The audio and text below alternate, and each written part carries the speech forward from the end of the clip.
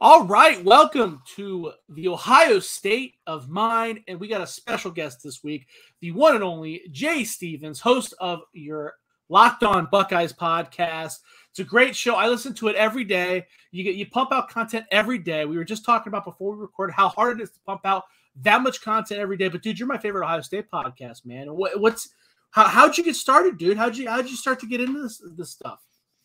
Well, I've been podcasting for about 3 years. First, I want to say thank you for the kind words. It means a lot. I've been podcasting for about 3 years. And in 2020, during the whole fiasco, what I didn't know was behind the scenes, a guy I did a show with earlier in 2020, he had been trying to find the right time to reach out to me to bring me to the network because they needed an Ohio State host. I had never covered a team before. I had covered more sports podcast, opinionist type of show than my own sports podcast is. But when it comes to covering a team, daily stuff, I had no idea what that was. And so he reached out to me around October September, when they announced there would be a season. And I've been hosting ever since October of 2020. It's been a fun journey. It's been exciting. Sometimes they're easier than others. Right now, it's basically just so much to talk about. I could kind of pick and choose what I want, either player profile, NFL draft, NIL, transfer portal, recruiting. I mean, things are really easy to find things to talk about. So you think about the daily grind. Yeah, it's a grind. I'm not going to tell you it's not. It's an absolute grind. It's enjoyable, man. Talking about the Ohio State Buckeyes is a huge privilege, and I'm excited and really honored that the Locked On Podcast Network allows me to be the voice of the network for the Buckeyes. That's great, man. Yeah, and I appreciate you coming on my podcast. We just started. This is the 4th episode. We're trying to get it lifted. I've been writing for Buckeyes Wire for the USA part of the USA Today network. So everybody listens is aware for a while now. But I'm trying to get a podcast going. And you know, it's cool to have a big dog come down to the small dog stage, bro. Help me out, bro. But I appreciate it, man. You know, have you always been an Ohio State fan or? Yeah, so my fandom started in 2002, early 2000s, I would say technically, but it really kind of cultivated itself during the 2002 season, winning the national championship. Some of my buddies in school, they were Miami Hurricanes football fans, and so Miami was on this high. I mean, they had been running the college football landscape in the country for quite some time, and they just won, I think, either 1 or 2 national championships prior to that battle in the Fiesta Bowl over in Arizona. And so Ohio State wins. I love Maurice Clarett, love Craig Krenzel, love Mike Doss, love that whole entire team. And so that season was really when my love started for the Buckeyes. And I've been a fan ever since. There were some down years where, due to my schedule and me being busy, I wasn't able to watch as many games as I wanted to or follow as much as I would like. But man, with the way 2022 is, and even if I was not hosting the podcast, I will still be following. And there's so many great avenues to get your Buckeye fix on a regular basis. Locked On Buckeyes is a place I believe people should check out, as well as a few others every single day. Oh yeah, and that's another thing too. I don't mention basketball here. I don't know anything about basketball. I'm 5'8", so the basketball never appealed to me. But Jay also covers basketball on a regular basis. You do a great job of that too. Which again, if you think doing football content every day is hard, Buckeye basketball is not exactly a rainbow walk. So, bro, I got to give you credit there. So I do appreciate that. Appreciate all the effort you put in. So you dropped some Buckeyes there, some of your favorite Bucks of all time. If you had to give me a list of 3 random Buckeyes, like you just 3 guys that you're like, oh, you know what? I kind of remember that guy. Don't pick the easy ones either. Don't pick Maurice Clarett. Pick some guys. Really surprised me, dude. Really surprised me. I want to hear it. So the first name that came to my mind when you said the 3 was Will Smith Sr., but you said don't pick obvious guys, so I'm going to throw him out the window. But you know what? That's a decent one, though, because people don't really pick linemen. People don't really pick linemen. So let's go with random. You want to go with random? How about Quinn Pitcock, former All-American, defensive tackle, defensive lineman? How about Daniel Boom-Herron, former running back at Ohio State? Oh, yeah. And then if I want to go even further, Devin Smith, national champion. There you go. Dude, so Quinn Pitcock, I love that you brought him up. Dude, I hope I'm not butchering this. Quinn Pitcock was drafted by the Indianapolis, because sometimes I get him and Tim Anderson and Mike Kudla and all those guys, all those white defensive linemen, and that area confused. But Quinn, I believe Pitcock was an All-American. I believe he was. I know he was drafted in like the 2nd or 3rd round. He was drafted fairly early by the Indianapolis Colts, and he had an okay career. But I believe, again, anybody who's listening, verify this on Wikipedia or wherever you got to go. But he struggled with video game addiction. When he got to the NFL, he spent all of his money on video games, dude. Okay, so that's why because he was a good football player. Most people think he was a bust. No, he was very good. He just was just addicted to video games, just like Josh Gordon with marijuana. Let's just quit Pickles with video games. So then, I want to. You're correct. I actually went to Wikipedia really quickly. He was a consensus All-American in 2006. Yeah. First team All Big Ten in 2006. Second team All Big Ten in 2005. But when you go to the professional career section of Wikipedia on his bio, Pickett was drafted by the Colts in the 3rd round, 98th overall, 2007 draft. He opted to retire after just one season in the NFL due to bouts, unfortunately, of depression and video game addiction. So I did not know that. You're spot on with that one. I like that. So then, after he went to, I don't know if he went to rehab or what the situation was, but he recovered. He went on to play with the Arizona Rattlers in the Arena Football League. And the dude was a man amongst boys. At the time, I was just a child, but I was not a child, but I was at the age where arena football tickets was basically the sporting event that I could afford. Yeah. And they would play the Cleveland Gladiators. That was back when the Columbus Destroyers were around. Arena football teams traveled around, and I saw him live in the Arena Bowl against the Columbus Destroyers. And the dude was a man. He was just throwing guys around. And there's a lot of old Ohio State guys that played in the Arena League. Robert Rose was one, Joe Germain was one, Stanley Jackson was one. But Quinn Pickett, I remember him throwing dudes around, being like, that guy should not be in the Arena League. That guy should be. So I love that you brought him up. And then you brought up who else did you say? Daniel Boom Herron. I remember he played latter part of the 2000s. He played with Terrell Pryor. He was part of the Tattoo Gate situation. Oh yeah. I remember him scoring a touchdown in the Rose Bowl. Was it Rose Bowl? I think it was a Rose Bowl against Oregon. I believe it in 2010. And then Devin Smith was the last one I named. So Boom Herron, I'm glad you brought him up too, because he's super underrated. Underrated. I compared TreVeyon Henderson to Boom. I said, someone asked me, who do you compare TreVeyon Henderson to? And I said, you know what? When I'm watching him, he's kind of he looks like Boom Herron, just with more straight line speed. Because if you remember, Boom would bust it, and then someone would catch him from behind, or someone would hit his feet. But he would always, it would be like, oh my God, you know what I mean? But he was so close. He was average. I'm not going to sit here and act like he was Eddie George or Zeke Elliott. But I appreciate you brought him up, because he was one of those guys where I'm like, dude, that guy is underappreciated because he does not give the credit. And same thing with Devin Smith. Only Devin Smith I would classify. If you made me list out the top 10, maybe not top 10, because a lot of great Ohio State receivers, but top 20, he's in there, dude. He's probably in the top 20. Yeah. I mean, that deep speed, people forget how effective it was. And he was facing double teams. And I think his NFL career would have went a little bit different if it wasn't for him being hurt, too. Yeah. I actually saw him at a signing a couple of years ago. I went out and bought his Jets jersey just for the sign. That's how much I love Devin Smith, dude. So completely underrated. Underrated. So I like that. I respect that. I respect that a lot. But let's go ahead and let's talk about the Buckeyes now. Obviously the hot topic is the NFL draft, right? And one of the reasons why I wanted to ask you specifically this is because one of the things that you're doing on your podcast is I recently listened to your episode where you had the Locked On Titans dude on there. Yes. And I like how you do that. You've been on other podcasts talking about the Ohio State prospects. I like how you're getting the NFL side of it. So now that the NFL draft's over, you have this wealth of knowledge of NFL dudes you've spoken to. Who do you think is the Ohio State Buckeye who was recently drafted that you think is going to surprise in a positive way? There's a few guys that come to my mind, and I've been kind of contemplating this all day as I've been doing a lot of shows and just kind of thinking about your show specifically.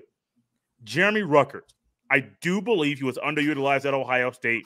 And you want to talk about a great way for Ohio State to have a more lethal offense in 2019, 2020. Last year, I don't want to talk about that year because the offense was partly doomed before the season due to some idiotic things the coaches decided to do.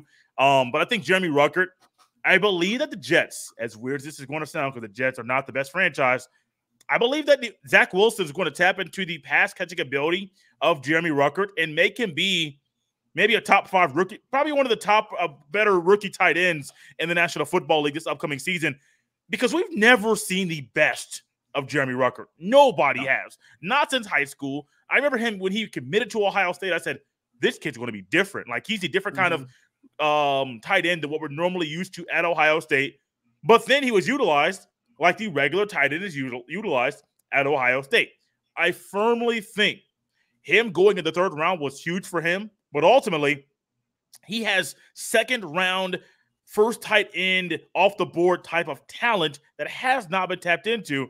Jeremy Ruckert is my guy we should be watching out for because I really think this year could be big for him and a great boost and morale booster for his pro career.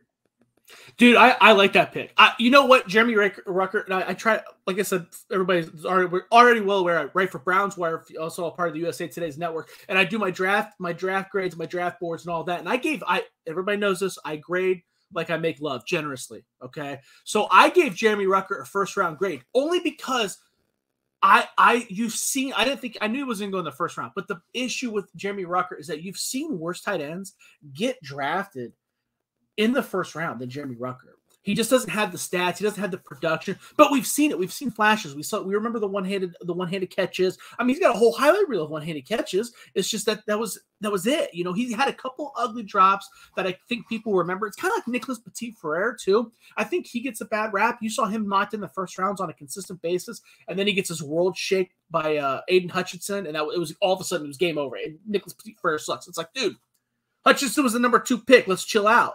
Ruckert was kind of like that. I feel like he had a couple of drops, and everybody's like, "Oh, I got drops all the time." It's like, no, I don't think that's fair. And he's an elite blocker. So I think you're right. I think because you're looking at a guy who, at the worst case, is starting tight end for the New York Jets and is an elite blocker. Right, with potential to be the best. You're making millions of dollars as a blocker, catching 20, maybe 30 balls a year. Like, hello, that's not a bad career. No, granted. No.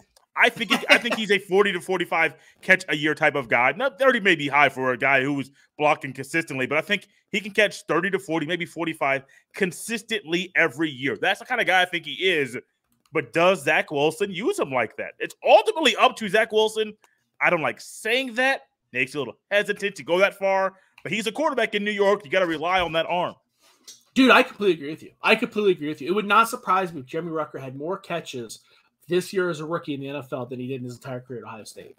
I like that pick. That's a great pick. Like I said, I knew it wasn't going the first round, but I tried to grade where I was like, well, you know, I've seen guys. I mean, you look at David Njoku to Cleveland Browns. Was David Njoku a better athlete than Jeremy Ruckert? Yes, but he was not nearly the blocker. And David Njoku David Njoku had good potential or a good production in college, but it wasn't like gaps away. And that's a guy who was drafted in the first round, right? Yeah. His athletic ability wasn't like gaps away. It was a guy drafted in the first round. You know, Heath Miller from the Pittsburgh Steelers. That was a guy drafted in the first round who's probably less athletic than Jeremy Ruckert. So you see guys like that all the time get taken, get that tight end number 1 role. So I'm with you. That's a good one. Now, here's the tough question. Okay. Well, I guess my answer, my initial thought when I heard that was Thayer Munford. Let me hear your opinion on that, because Thayer Munford is another guy. You think he'll surprise? In a good way. This is a guy that was taken in the 7th round. Okay. Now, let me finish. He has over 40 career starts at Ohio State, Power 5 conference. Okay. Now take the name out of it. Played the first 3 years at left tackle, his last year at guard, and he's huge, right? Thayer Munford has no size issues. It's not like you're talking about a guy like, you know, I struggle to think of an offensive lineman that wasn't drafted due to size. But, you know, I think that he's going to step in a role. He's a very intelligent player. He's a long player. He didn't get beat very often. When he did get beat, it was more because I feel like he was getting used to the guard position. But before that might have been a mistake, because before you're right. No, you are exactly right with that one. Because he was playing it all. But at the end of the day, I think that it's best that he played guard for his pro career. But that time that he took to get used to the position hurt Ohio State, and I think at the end it hurt his draft stock. Because if you look at any other year, I mean, he was mocked in the first round.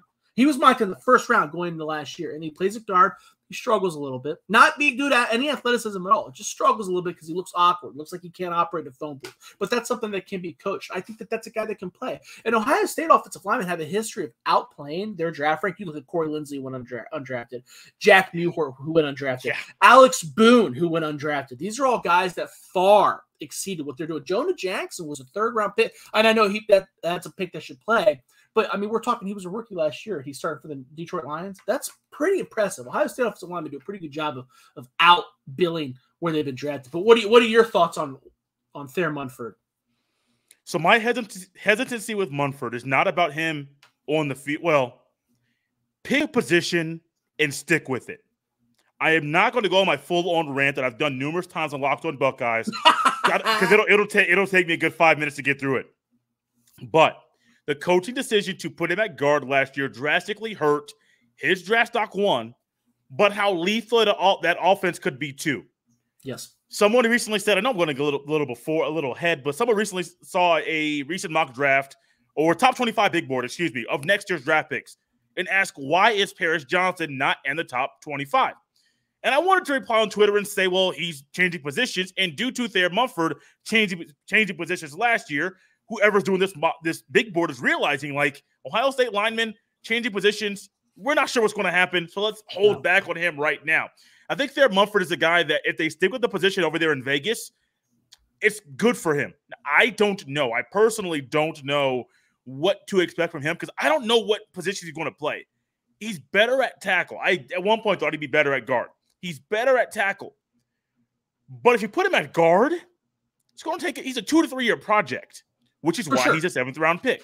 If you put him at tackle, he's a 1 to 2 year project because he has to work on his footwork once again, his kicks once again, his hand placement once again. He has to work on all these things over again because it all got changed in 1 year. So my hesitancy with Munford is not his ability at tackle. It's I don't know what position he's going to play. That's my hesitancy with him. And that's fair. That's fair. And if he wasn't so versatile, being taken in the 7th round, I don't want to say it's a death sentence, but you have an uphill battle, right? If you're drafted in the first 3 rounds, you get enough guaranteed money where you're not going to get cut. The only guy I remember getting cut that early was Kavari Russell, the cornerback from Notre Dame, who got drafted by the Kansas City Chiefs, and he got cut, and everybody was like, "What?" That may have been the biggest draft bust in Kansas City Chief history. It was like a 3rd or 2nd rounder. It's like, dude, what? Because that never happens. Because those guys get enough money to where that should be what happens. The 7th rounder, those guys get cut all the time. But he provides enough versatility, and the NFL is looking to cut. They want you to play both, right? We see with the Cleveland Browns when they're signing guys, they want you to be able to play off the tackle, be that swing guy, right? So I think that gives him a little bit more time to develop and figure out who he is as a player. But totally, I mean, he was a 7th round pick for a reason. So I'm not saying I'm right. I'm just saying that you're right, right? Because he was a 7th round pick for a reason. But it wouldn't be a surprise if he sucked. So no. Either way, like if he didn't make the 53-man roster, I could see that. If he was a backup, I could see that. If he ended up starting at some point at tackle, I could see that. I don't see him starting at guard his rookie year. But the other 3 options, I could easily see those. But he has to, because he's a 7th round pick. I can easily see a lot of those. Yeah. I mean, like I said, I thought he was a steal at the 7th. I would be shocked if he got cut this year. I wouldn't be shocked if he got cut next year. Does that make sense? I feel like they've already kind of feel like when you take a selection like Thayer Munford, you believe, okay, this guy's at least going to be a swing guy this year. And then if he doesn't develop, he's gone because you're not investing anything in him. But I would be shocked if he was like a training camp cut. Of course, I was shocked. But, listening to your draft grades too, you're a lot more I guess now that the draft's over, we can just say that you were more realistic. I mean, because I wasn't. You nailed it on the head when you said Master Teague wasn't going to get drafted. I thought that there was a chance that he was going to get drafted. I gave him a 6th round grade. I mean, if you look at all the physicality to him, he checks every single box. He looks like a Madden creative player running back. He just doesn't have the production. And when you look at the production, it's a big question mark, right? So, and that you kind of nailed it when you said he was undrafted free agent. Haskell Garrett, you kind of predicted him to go undrafted. I did not. That's a guy I gave a 4th round grade to because, he was such a good penetrator, got a positive attitude. The dude got shot in the face. That brings him up my board. So that's kind of what we're dealing with there. But you brought it up when you mentioned Paris Johnson. So let's talk about next year's draft. Let's talk about the 2023 draft. Obviously, I don't, when we talk about the top Ohio State prospects, Jackson Smith and Jigba is number 1, right? Or do you already disagree with me? Do you believe CJ Stroud's stock may be higher? I think Stroud's higher because he's a quarterback. I don't think that Stroud's going to be the better player. This is literally the first show I have said this on, so be honored that this is coming out now. I don't know if Stroud's going to be the better prospect, or be the better player over Jackson Smith and Jigba. I literally think Jigba is that good that he can play inside at slot, outside X or Z, and be that guy. I think he can be that. And I'm also saying Stroud's probably going to win the Heisman next year. So I'm going to be honest with you and be like, Stroud's probably going to be the number 1 overall pick. I think Stroud's going to win the Heisman. That does not make him the best player on his offense. That's crazy. That's literally insane. Yeah. I know I'm getting excited because this team has so much power on offense that your guy who wins the Heisman might not be the best player on the team. That's crazy. Dude, I'm right there with you. I think that because I think someone asked me the other day, they said, well, would you draft, who do you think's the better Ohio State quarterback, CJ Stroud or Justin Fields? I said, dude, by the time CJ Stroud leaves, I think he will be the better quarterback than Justin Fields. Justin Fields is a hell of an Ohio State quarterback. I think CJ Stroud has an argument to be the best quarterback in Ohio State history if everything keeps going the way it is. And Jackson Smith-Njigba is the most important player in this offense. Jackson Smith-Njigba, to me, is the best player. Maybe he's not the most important player because he's not the quarterback, but he's the best player on the offense. And I mean, I would say he's the most important player because I think that his versatility and how often they're going to rely on him, I would feel like Ohio State would be better off if you said, hey, Josh, you have to live without one of these guys. I would say CJ Stroud because I feel like Devin Brown could go in there or Kyle McCord could go in there and dump the ball up to Jackson Smith-Njigba, and he can win. I mean, he can win 10 games by himself.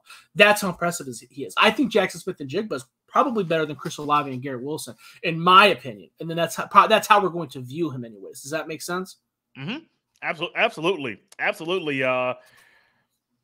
Njigba's just so crazy, man. He's insane. His yak yards are amazing. Any route. I have noticed with Brian Hartline, he is getting a different type of build at receiver than we're used to. Receivers are a little bit thicker. You got Olave and Wilson. They're both like 180, 185. Yeah. Very, very, very slender. Jackson Smith-Njigba has a little meat to him. He's a thicker athlete than the previous two. And you look at Emeka Egbuka, Marvin Harrison Jr., maybe these athletes Brian Hartline is bringing in, he's trying to quickly transition and say, well, we know you can have the speed, you can have the route running. How about we add a little size to this equation as well? That's what JSN brings to the table. You know what? You brought up Egbuka. You brought up do you think that this wide receiver core could be better than last year's? Oh, yeah.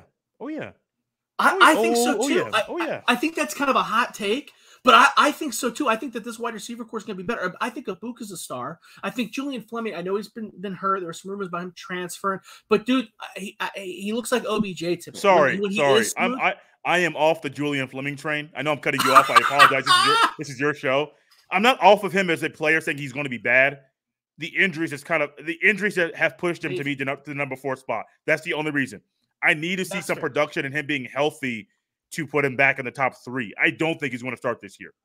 That's fair, but you can make that same argument for all the receivers, right? Correct. Absolutely. The only one who has produced is Jackson Smith-Njigba, right? Right now, we're assuming Marvin Harrison Jr. is going to take the next step. We're assuming Emeka Egbuka is going to take the next step. If those guys we don't have to assume Julian Fleming takes the next step. We just have to assume he's going to be healthy, right? I'm not saying Cameron Babb. Right, Cameron Babb there. I mean, and I think Cameron Babb he's a bigger asset that people make out to be too. But his injuries are, like it's rough. But even with him, you got Jaden Ballard. You have a whole host of 5-star recruits. Caleb Brown coming in. It's just I feel like if these guys elevate like they should, I mean, even the tight ends, we'll throw the tight ends in that receiver category. G. Scott Jr. Cade Stover moved back over to tight end. All those guys, if they take the next level, I think this group could be even better than last year. And I feel like that's kind of a hot take based off of the feedback that I'm getting. But it seems like you're right there with me. You think that's probably what's going to happen, huh? Yeah, because I do think Marvin Harrison Jr. brings an element that neither Chris Olave nor Garrett Wilson could bring with his height and his experience. And really being Olave was such a smooth route runner, but Marvin Harrison Jr. makes it look. Now we haven't seen much. We saw a few things during the Rose Bowl. But Marvin Harrison Jr., from everything that I've seen, that I've heard from him being so young, people are saying that, man, he's the next guy in line behind Jackson Smith-Njigba to be that guy who can be second on the team in catches, second on the team in receiving yards, second on the team in receiving touchdowns. Emeka Egbuka is another guy like Jackson Smith-Njigba, who I think Njigba could play inside or outside. Emeka Egbuka can play inside the slot or outside receiver. We're seeing a lot of these things now with the speed that Egbuka has. I think we're going to see a different transition. I do think that size element, the these guys are going to weigh more. And I keep saying words like thick and mass and hefty. These guys are going to weigh more. And that means something to DBs at an Indiana or DBs at a Purdue or DBs at a Michigan or a Michigan State. Penn State has really good DBs, so that's a different story. A lot of those guys, Joy Porter Jr. is going to go to the NFL at some point. He's that good. But a lot of these schools that don't have NFL caliber defensive backs, and you have a guy like Marvin Harrison Jr., who's 6'3", 205, 210 as a sophomore, buddy, you don't want, and he's built, like probably has 10% body fat or less. You don't want to get hit by him. You don't want to get a stiff arm by him. You don't want those things. And so I do see different elements of this receiving group that will make them better, possibly. It is a hot take. I don't really want to make these things right now in May, but no, I'm with you. They can potentially be better than last year. And I do think it's not just the route running. These guys might have better hands than Olave and Wilson, which is insane. Absolutely insane. Because Olave and Wilson were really good at the job. They're first-round picks, 10 and 11 pick in this year's draft. That's insane. Arguably some of the best receivers in Ohio State history. Exactly. And the thing, Marvin Harrison Jr. might have better hands than them. Man, the sky's the limit, man. The sky's the limit. So it's funny you talk about. I agree. I feel like we're on the same page as far as Marvin Harrison Jr. goes. But we view the depth chart. We view the notches kind of differently. Statistically, I have obviously Jackson Smith and Jigba. Then I think Egbuka is probably going to be that number 2 option. I think his speed sets him apart. I think that they're probably going to set up some design runs for him, some reverses and stuff. He's got that X factor kind of ish to him. Then I think that if Julian Fleming's healthy, he's my number 3. But Marvin Harrison Jr., what sets him apart, what makes him different, is that he's, like you said, Ohio State always has receivers that can kind of do it all. They all kind of look the same. They all kind of do the same thing. They're the exact opposite of Clemson. Clemson has they have a lot of the wide receivers that look the same as well, but they're all big. They're all 6'4", 6'2". Justin Ross, Mike Williams, DeAndre Hopkins. Sammy Watkins was the smallest receiver they had, and that dude was built like a Mack truck. In recent memory, Amari Rodgers, I think he's about 6'2". They all have those big receivers. Marvin Harrison Jr. is built like that. He's got that, and he's the only guy that can really do that, right? So I think that you could see him having maybe the least amount of receptions, but maybe the most touchdowns because he's that red zone threat. He's that go-to guy. He's got that size, and he plays with a physical edge, and I think they all kind of do. But he's like you said, he's got that size to make it more evident. So I think that that's what sets it apart. Even we talk about G. Scott or Cade Stover. I think Cade Stover is a pretty competitive tight end. I think that he takes another step forward. I know they're dabbling with him at linebacker and they moved it back and yada yada yada. I think he stays at tight end. I don't think they need him at linebacker. I think he made strides last year. So I'm with you. I think it is a hot take because Garrett Wilson and Chris Olave are that good, but this receiving core is just so diverse, and there's just studs. They're filtering in studs. So I'm with you there. I think we're kind of in agreement there. But let's talk about the offensive line now, because you had a hot take that I think I disagree with, and Paris Johnson Jr. Because I viewed him. If you asked me to rank the top guys that are going to go in the first round next year, I think Paris Johnson Jr. is a first round pick next year. So I do think he is. I do think he will be. Oh, you do? Oh, okay. Okay, I do think he will be. I understand why somebody would not put him in their top 25 big board right now, projecting what it'll be the upcoming season because of what we saw from Thayer Munford. Thayer Munford moving from tackle to guard was a bad decision for him and for the team overall, and it made him fall in the draft.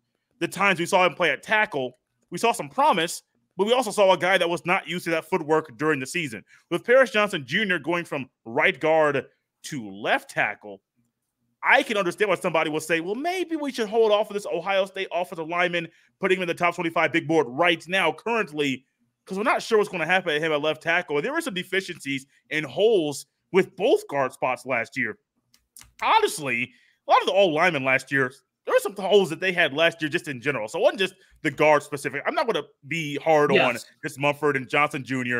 The offensive line specifically had some holes and some issues last year that never got fixed at all. I do personally think, I told somebody this earlier on Locked On Saints, it'll be on the show, that show coming up soon. I do personally think Paris Johnson Jr. will be a top 10, top 15 pick next year. But if he's projecting what I think he'll do in the season, I can understand why somebody else does not think that right now. I am projecting that him going back outside of tackle, his more natural position, we'll see the best version of him this year, a version that we didn't see last year. I can see that. I understand your take. To me, I think he's a lock. I think he can play anywhere effectively. The offensive line, it's funny because the offensive line, I think the offensive line is going to be much improved this year because it has a much better identity. The problem last year, and I listen to a lot of other Ohio State podcasts as well, and I won't throw them under the bus, but they're pretty popular. The one was for about 4 weeks straight. Every week he'd say this is going to be the best Ohio State offensive line I've ever seen because they're all tackles. They're all 5-star offensive tackles. And I remember even back then thinking that means nothing. That means nothing. Just because they were 5-star offensive tackles and they're playing them at guard and center doesn't mean that they're going to be better guards because they were recruited to tackle. If anything, that means that they're going to have to make that it's different. It's a different position entirely. Now, can you make that transition? Yeah, guys do it all the time. But to make that the basis for your argument as to, hey, none of these guys have ever played this position before, and they're moving them just because we have so much talent, that's not what happened at all. That's not, you know what I mean? That's why we were looking at the problem was we didn't have guards, and we didn't have a Jonah Jackson last year. We didn't have, we didn't have a Wyatt Davis last year. What hurt the team? What hurt the team last year? I want to bring up a sore spot, not a sore spot, just a soft little spot to every Buckeye fan's heart. Harry Miller's issues last year. I'm not going to say that what he dealt with wasn't serious and that he should have played. That's his own thing. I'm not touching that subject. I thank Ryan Day for what he did to get Harry Miller the help.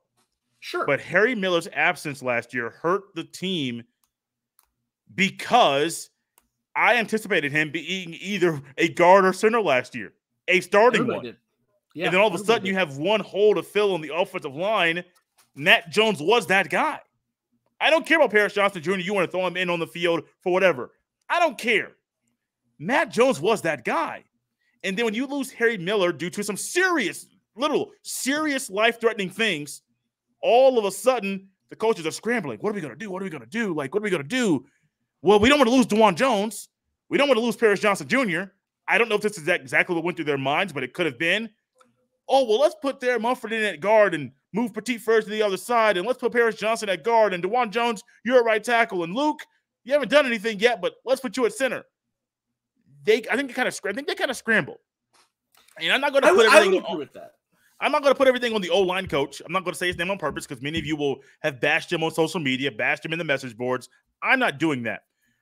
But I don't think it was fully his decision. I don't. I have a hard time believing an offensive line coach, a guy that studies this for a living, is going to say, let's put two guys at tackle who have never played tackle before. That's hard for me to believe. It's really hard for me to believe. That's just me, man. I don't put that all on the O-line coach. I put that a lot on the offensive minds that have decided to do that. And now here we are, you and I, Josh, here left over to discuss what happened last year. And I do think the O-line and having the 4 tackles was a really bad decision. Yeah, I think I think you touched on an interesting topic. I mean, obviously the Harry Miller one, but I'm more referencing the fact that, hey, did they feel the need to put these guys in there because they're going to transfer, DeJuan Jones, Paris Johnson Jr. When you have a guy like Matthew Jones, because Matthew Jones should have started. Let's be real. The offensive line was better when he was playing.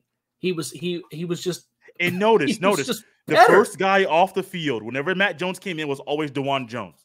I am an Indiana guy. I watched DeJuan Jones play basketball in Indiana 2 or 3 years. I mean, he was phenomenal on the basketball court. He's a great player. He is. He's a phenomenal player. He's a phenomenal player. Matt Jones should be playing. Matt Jones was the best guard. He was the guy that should have played at guard. Everyone knows that. If you want to say, you got to keep DeJuan Jones. Okay, sorry. You're talking about playing your best 5 offensive linemen. I get it. Put guys also in there that fit that position. You're not going to put Jeremy Ruckert in the slot at outside receiver. You're not, because he doesn't fit that position. Put guys in their proper spots because they fit the position. You're not going to put Zach Harrison in that defensive tackle. Doesn't make any sense. Put guys in the right spots so the team can be successful. And last year, I do believe the team hurt themselves before, as bad as last year was to a lot of Ohio State fans. Ohio State had 2 losses, won the Rose Bowl. Like, let that sink in to really realize, like, as bad as things were, they still won a prestigious bowl game. It was bad. It was. They were very lucky to be in that bowl game. Yes, they did not look yes. They just didn't. The defense was pathetic. The running game was not. Travion Henderson showed flashes, but let's not fool ourselves and act like that run game was strong. It wasn't. No. It was not strong at all. I think that in the case of the offensive line, they gambled. They went with the high risk, high reward, and they lost. Right? Instead, Matthew Jones is not flashy. Matthew Jones is not going to be a first-round pick. But goddamn, that guy's good. That guy's good. He's a solid offensive lineman, and you need guys like that. And unfortunately, they rolled the dice and they lost. But I'm with you there. It's funny. So we named our top 3 guys, and none of them are on defense. Do you have anybody? Is there anybody else we should watch out for the next year's draft, or anybody on defense that maybe we should watch out for? There's a guy in my mind that I was super high on last year, and I ended up eating my own words. And Zach Harrison. My gosh. Sorry. I am going into last year on Zach Harrison. He shouldn't start this year. I'll say it here. He should not start this year. He's not. He should start this year. The 2 best defensive ends are JT Tuimoloau and Jack Sawyer. Zach Harrison is not better than either one of those guys. He has more experience, but I have seen enough of Zach Harrison, especially last year. Give me JTT and Jack Sawyer. Let those guys spin. Now, I do think Zach Harrison will start in the beginning of the year because of his seniority, and I wouldn't be shocked if Javonte Jean-Baptiste starts earlier in the year. But you're going to have a hard time telling me after games 2 and 3, I can say it now, but after games 2 and 3, that the best 2 defensive ends are not those sophomores. It's really going to be hard for that to be the case. To me, I think Zach Harrison is going to surprise everybody. I think. You think so? He showed flashes last year of greatness. He dominated Oregon, he dominated Minnesota, and then he kind of fell off of a cliff, right? But he still anchors. Maybe he doesn't have the pass rushing that JTT and Jack Sawyer does, but he anchors really well. It's kind of like it's the problem is there's not enough flash to him. And when he was in high school, they thought there was going to be more flash. They thought there was going to be more Chase Young.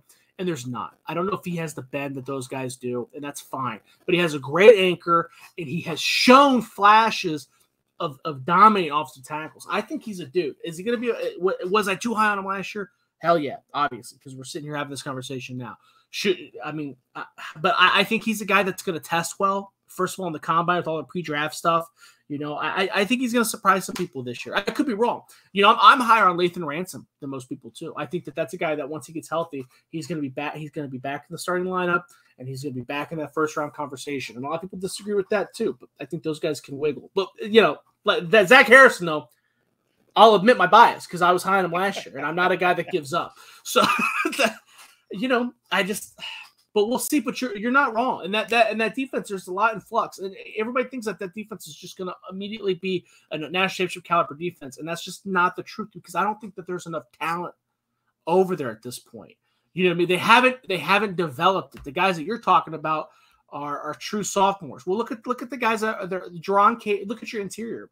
You got to hope Tyleik Williams takes another step, which is entirely possible, right? I think the defensive line is probably the best part because you just named 2 sophomores. I'm higher on Harrison.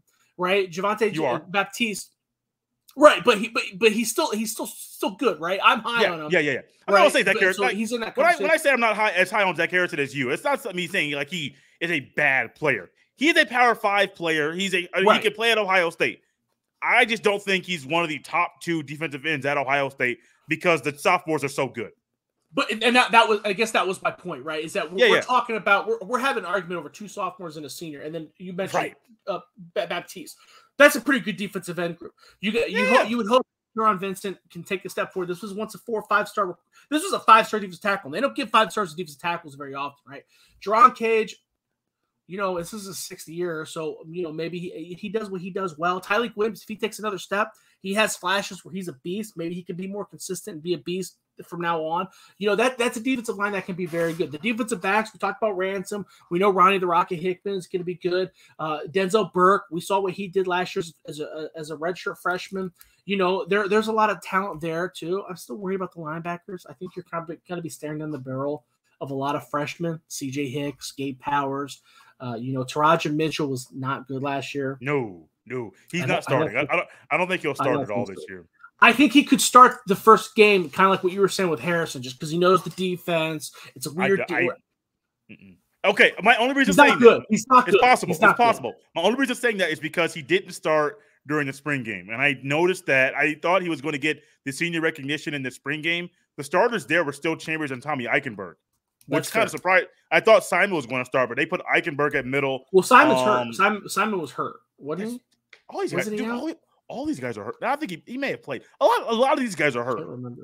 A lot of them are hurt. Mitch Melton, I thought he was going to have a pretty solid year, and he's out too. He's out for the year. Yeah. So that was upsetting too. But yeah, the linebackers, I don't know. They're still going to rely a lot on inexperience and some guys I don't know are, Steel Chambers. We're talking about Steel Chambers is the number one linebacker, and he was a running back. So I think you could be looking at I think by the end of the season, you could probably be staring down the barrel of C.J. Hicks and Gabe Powers. I think Cody Simon's good. I think Steel Chambers is good. I think that those guys are going to get their reps. But at the end of the year, I don't know if they're going to be the guys. But we'll see. There's a lot of potential there. There really is. But what do you see on defense as far as your outlook or what with some positive notes there? The D line will surprise people. I think the interior guys, Tyleik Williams, Jerron Cage, Jerron Vincent. I think Mike Hall might get some looks as well. Mike Hall, I forgot about him. That's a good one. I believe the interior of the D line is going to assist the outside guys more so than people think. I think JTT and Jack Sawyer will wow people. I mean, absolutely wow people early in the year. I don't know if it'll be against Notre Dame because Notre Dame has a professional offensive line, but they will literally wow people. I agree with you on Jack Sawyer. JTT, you have to remember, I'm trying to give him more credit than what I saw on the field because he showed up so late, and what he did showing up so late is so goddamn impressive. But I still didn't see a whole package on the field. I saw glimpses. You did not. But Jack Sawyer, though, his flashes were a little bit longer. That leads me to, and he dominated the spring game 2 years in a row. That leads me to believe that he might be ready to take that next level. So I'm with you on the Sawyer train. I'm 100% with you on the Sawyer train. The linebackers, as I know we play Wisconsin and when I go a little bit deeper in this on the show, Locked on Buckeyes, that I will right now. But if there's a time that Ohio State uses three linebackers, I do think Reed Carrico is the guy. I think he'll be the strong side Sam linebacker, which is why Cade Stover goes back over to tight end. Because Cade Stover, to me, it was going to be a starting tight end this year. If Ohio State, if he was not one of the top, I still think he could play outside linebacker at Ohio State. I have no problem saying that. He could probably play inside linebacker if you need him to, just being honest with you. But tight end was the bigger need for the team, and he went to help the team. He's good at it. He was good at it. He didn't get enough credit for how good he was at it. He was a very solid tight end. Very, very, very solid average tight end. I'm trying to think of someone. He was on the Marcus Ball level, right? Yeah. I think the defensive backs. I think when you think about Tanner McAllister, Josh Proctor, Cam Brown, Ronnie Hickman, Denzel Burke, 4 of the 5 of those guys can get drafted next year. As crazy as that sounds. I think Tanner McAllister, the cover safety or nickel corner spot, he's going to be a bright spot. I think he has a future, probably a day 3 pick next year. I think Cam Brown can get drafted day 2, day 3 next year. Yep. Josh Proctor, if Josh Proctor stays healthy, I think he's a solid day 2 pick, probably second round pick with that potential. I'm saying potential because we don't know what he's going to do. A lot of these guys, you just don't know. And then if I miss one guy, Ronnie Hickman, he's probably one person that I don't know if he's going to be day 2, day 1, or day 3. I have no idea where he's going to be. Probably more so day 2 or day 1 than day 3. But, buddy, I have no idea. But I am going to be high on the defensive backs because they're solid. I saw a lot of promise from them in the spring game, more than I thought I would. The linebackers, to me, we didn't even talk about Stokes. No, the freshman phenom who blew up at the spring game because that guy could get snaps. I actually have a show coming out about him. Me and another guy recorded. We'll probably come out next week. Recorded it after the draft, and I was like, I don't know when I'm going to play this show. I literally have this thing sitting in my bag. Well, I'll just air this at some point down the road. It'll be sometime next week when I end up getting that on because he's just because delaying for my own time's sake, but Kai Stokes is amazing, buddy. He is absolutely amazing. He looked good. And this defense will be good. This team, let me think. 1, 2, 3. 4, 5, 6, maybe 7, 8. No, I mean, you could have at least 10 guys drafted next year. Easily 10 guys. Like, I don't think you're going to get to 15. I don't think you're going to have 15 that Georgia got this year, which is absolutely insane. You got guys that didn't even start get drafted. Crazy. But you could probably get 10 guys drafted, and we're back to where we were at the end of the 2020 season. You get a lot of guys drafted, back to the drawing board. That's where I wonder if Ryan Day taps into the transfer portal to fill some holes quickly, the way Nick Saban has done over the past couple of years. You talk for next year? Yeah. So I'm looking, yeah. So after this upcoming season, and let's say there's 10 guys that get drafted, 10 to 12, does Ryan Day rely on his recruits or tap into the portal to get elite talent in the portal to come to Columbus, kind of a one-year rental, the way that Nick Saban has done in Tuscaloosa, to make his roster the best that it can be? It's a risky thing to do. It's really risky, extremely risky. People might want to say it. They knock Nick Saban. But what I say is Nick Saban's using every resource he can to make his team be the best that it can be. NIL, either illegal or illegal, whatever you like. That's the conversation I'm not going to have right now, unless you want to have it. I don't care. But Nick Saban uses every resource he can to make sure his team is the best it can be. Ryan Day, also Ryan Day has not this year, but also the scholarship numbers didn't allow him to. He needed to have guys kind of go to the portal to see if he has room, extra scholarships to bring guys in. So I understand that. But I wonder more, thinking ahead down the road. This is a fun conversation, buddy. We've gone on quite a while. But I really wonder down the road if Ryan Day is going to be someone that 10 guys drafted year after year after year. But how about I use my recruits? And then also, hey, you, receiver from USC, I got a spot for you. Hey, you, offensive lineman from Notre Dame, come on down from South Bend. I got a spot for you. Hey, you're a running back at Georgia Tech, Jamar Gibbs, a future Jamar Gibbs. Yep. Come on over to Columbus. We have something for you. I personally think, as long as these guys that he's going after have not transferred once, they can be immediately eligible. That's the way to go out there and do it. Now, there was something with Paula EA, not OTOT, Haskell Garrett's cousin, a transfer from USC. There was a little hiccup with his transfer. They weren't sure if he was going to be eligible right away or not. Some more behind-the-doors type of conversations. I don't think it's going to happen all the time, which is why I think Ryan Day, we could see him tap into the portal to get a linebacker. I mean, you think he was going to get Henry To'o, the kid that went to Alabama last year, and then he got the kid from USC who's not going to play. I'm sorry. Now OTOT is not going to play. It's so funny you bring him up, because I was talking to, like I said, I cover the Browns, so I talk to people that aren't necessarily in the Ohio State circle, but they're in the NFL landscape circle, and they talked about that guy, and they saw him transfer to Ohio State, and they were like, "Oh, that guy's going to start," and I'm like, he's not better than what they have. He just was. I thought he was going to play. And what wasn't that good? I thought that he was going to play. I did think he was going to play, but he didn't even play. He didn't even play, dude. It's why. I mean, I think that Day has proven he'll go to the portal. I mean, he did it with Parker Lewis, did it with Tanner McAllister, got Noah Ruggles, right? And I know that I named 2 kickers, but that's a pretty vital spot, right? Justin Fields came from Georgia, Trey Sermon came from Oklahoma, Jonah Jackson came from Ruckert, so he'll go. They offered that wide receiver that ended up going to Michigan. I can't remember his name now.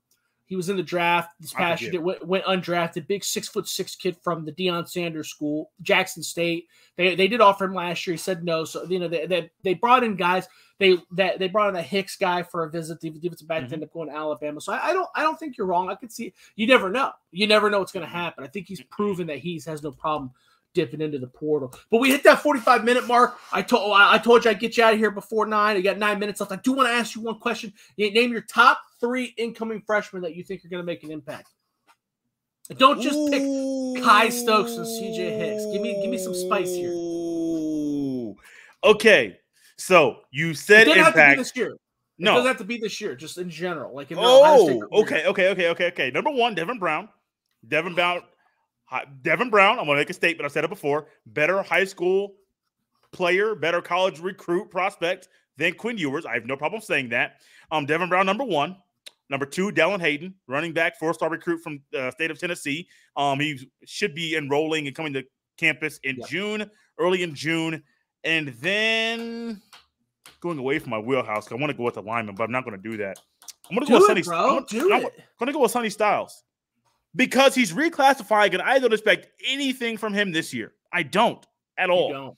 I expect Sonny Styles to redshirt, get healthy, get bigger, and then after that, take 4 years, probably be a 2-year starter, and flourish at one of those safety spots. So Devin Brown, Dallin Hayden. Now, Dallin Hayden's going to be after Evan Pryor, probably 2 or 3 years down the road as well. And then with Sonny Styles, I mean, you can't go wrong. 6'4", 215 as a junior in high school. Hello. Like, I want that guy on my team.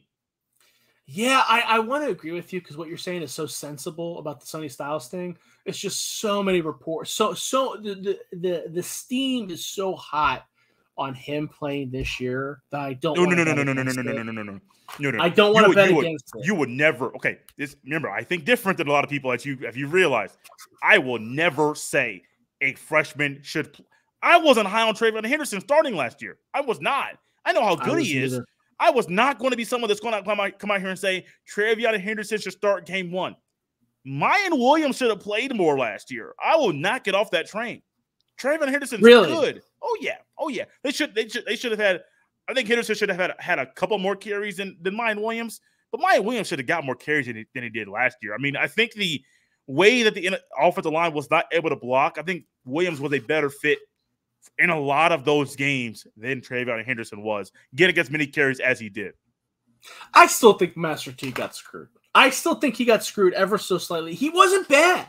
I'm telling you, man, there was something going on with the coaches last year between the offensive line, the running back rotation, stuff with the defense. There was some internal conversation with the coaches that didn't make any sense. I don't know what they were, but some of those decisions, that was not one person making those. That was a collective effort. Every time we see something like that, though, like when we talk about the offensive line and the running back, they've always gone the sexier route, right? Travion Henderson is flashier. Mayan Williams is flashier. Master T's not flashy. He's not a flashy running back. No, he's not even a good running back. He's just an average running back. But with that said, that plays a role, and that would have played a role in last year's offense. You know what I mean? Like when they were losing to Michigan, you don't know what a hammer like that can do. Sometimes you got to go with the guy that's just a hammer. Hassan Haskins was not a good running back. Despite what everybody talks about, he had 2 games over 100 yards all year long. He was not the better Michigan running back. Blake Corum was the guy. Blake Corum got hurt. That's what I'm saying. Exactly. Hassan Haskins wasn't even a good – he was an average running back. But Michigan knew when to use him, and they did that. J.J. McCarthy was their flashy quarterback. And what they do, they went with the guy that wasn't going to screw up. Sometimes you need that. And Ohio State didn't do that last year. They kept going. They kept rolling the dice on the sexy new toy. And it's like, okay, I can see. Sometimes it works out. Sometimes it does. And Travion Henderson was good. I'm not going to shit on him. But there was a role for Master Teague, and he didn't get that role. But I guess that's an argument. That's a conversation for another day. We're staring down the barrel. I love what you said about Devin Brown. Loved it. I've only been covering Ohio State professionally this will be my 2nd season. So I've really started to dive into recruiting for the first time. I did it back when I worked for Scarlet and Game. I remember DeMario McCall was a guy that fell in love with Tate Martell, that class, and a couple years prior to that. So I'm really diving back in. So I didn't get a good look at Quinn Ewers' tape. I remember Dwayne Haskins' tape, and I think Devin Brown, that's the guy I compare Devin Brown to. If you go to Buckeyes Wire, you see my scouting report on Devin Brown. I compare him to Dwayne Haskins. He can hit every blade of grass on the football field. He's got just enough athleticism to do what he needs to do. But he throws the ball so smooth. Good size individual. He's got a good head on his shoulders. I know he played football in Utah, but dude, I mean, he slings it. He slings it. So I'm with you. Another guy was a Mario Abor, defensive end. He's not enrolled yet. From Texas. If you watch his tape, he's got a guy I compared him to as Vernon Golston. Okay. He's got a lot of speed, a lot of bend to him. I think that's a guy that might see some reps this year. When we talk about that defensive end rotation. And we talked about Caleb Brown. Caleb Brown's another guy that I really like. You talked about thicker guys. He played running back in high school, a little bit thicker of a dude. I think he's got a little bit of Anthony Gonzalez to him because he's, if you remember Gonzalez coming in, he used to be a defensive back, had to make that transition, kind of relied purely upon his physical ability. So I'm right there with you, though, on the Devin Brown train. Right there with you. But we'll shut this down, dude. I'm sorry I kept you longer than you got to leave in 4 minutes. I'm with Jay Stevens of Locked On Buckeyes. Jay, where can they follow you, bro? You can follow me on Twitter. This is so much fun, man. So much fun. You can follow me on Twitter at jsteven07 on Twitter. Follow the Locked on Buckeyes podcast every single day, Monday through Friday, on Apple Podcasts, Spotify, the Odyssey app, and on YouTube, and wherever you get your podcast. It's free and available on all platforms. We have a fun time. We have got a weekly guy coming on. Weekly guy. John Garcia Jr. comes on weekly. So good. Try to get him on weekly. Just giving recruiting updates. He is the director of football recruiting at Sports Illustrated. So I highly encourage you to check out Locked on Buckeyes, stick with Ohio State of Mind, and just get your Buckeye fix, man, because we got so much stuff going on, so many perspectives, and I quickly realized that Josh is going to come at things with a good perspective, and you kind of got my realistic point of view right here. And if you want to hear me rant about the coaching, rant about certain things, come to the podcast. I don't know. I might have a rant coming up, not tomorrow, on Tuesday's show, but maybe later in the week. I might be able to pull out a rant or two for you guys to enjoy. Dude, it's so good. It's the best Ohio State podcast. You do it solo, which blows my mind. Content every day. Your recruiting dude is the dude. Your conversation about Carnell Tate. Yeah, I love how you explain, you break down the recruits, because not a lot of people do that. They see the stars, they talk about the stars, they move on. No, man, you kind of dig in deep, give you a little bit of, it's nice, man. It's a great podcast. You don't get enough credit. Keep on keeping on. Give him a follow. You can follow me on Twitter at Josh Keatley16. This was the Ohio State of Mind.